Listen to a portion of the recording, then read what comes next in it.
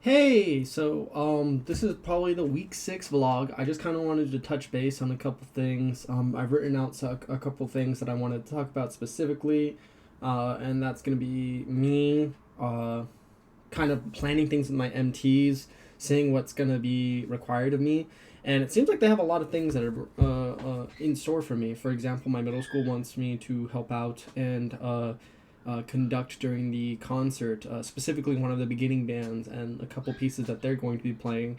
The way it works is that there's going to be two sets of students that are divided by red shirts and black shirts, and they're going to be playing the same things except the red shirts and the black shirts are going to be different.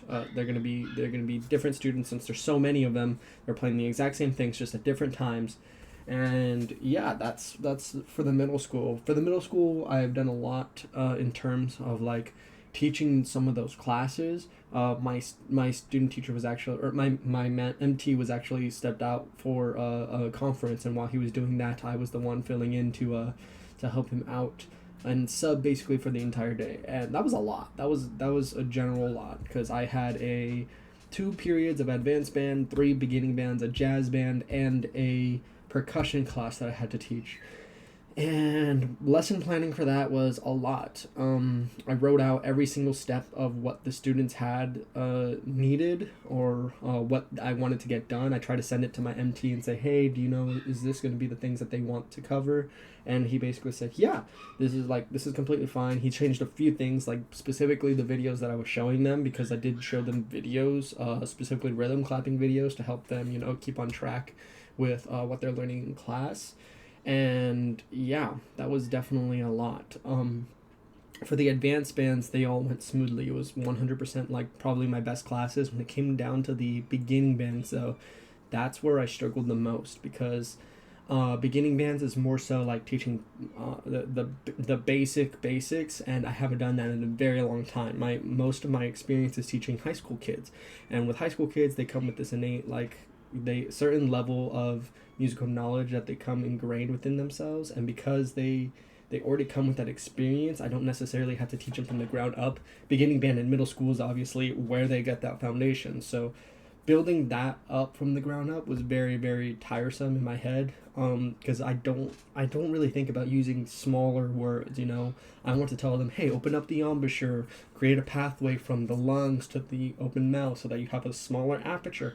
I can't say that to middle school kids. I have to say something along the lines of like, breathe more to make a bigger sound, blow harder through your lips, something like that. And that's the same general idea, but they don't think of it that way. And it's very hard for me to concisely talk about that. As well as beginning band students are the seventh graders in a middle school, which basically means that they're a little bit unruly. Not their fault, obviously. Middle school boys, middle school girls, they go crazy sometimes, and that's completely normal and fine. And I think I'm okay with dealing with that. The difficulty that I found was sometimes they get a little too crazy, a little too unruly, but most of it went fine. The jazz band period that I taught was pretty much self-running. Those kids are so dedicated to what they're doing that they basically just run themselves. This program is really, really strong in that sense. So shout out to Sycamore Junior High.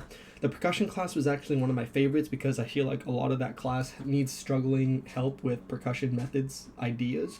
So when we went through an entire video just to practice rhythm clapping, as soon as we were done with that, we immediately went into their warm-up packets, and they have an exercise with the master teacher that I have, which is basically they have to perform a warm-up packet, and they get fruit snacks at the end if they manage to go through the entire warm-up without a single mistake. The warm-up is very, very long, probably like 3 minutes in length, but it's 3 minutes in length with a lots of silence in between. So you really have to like focus as a middle school student, and it's very, very difficult for them. I was able to run through it probably around like 7 times. Of course, I'm stopping in between the periods or the warm ups because they would make a mistake or something like that. Um, yeah, it was really entertaining, or really eye opening for me. Not entertaining, sorry, and I really appreciated that. Seeing how like they were dedicated and trying to figure out this assignment and like making sure that the warm up was perfect, which was really really cool.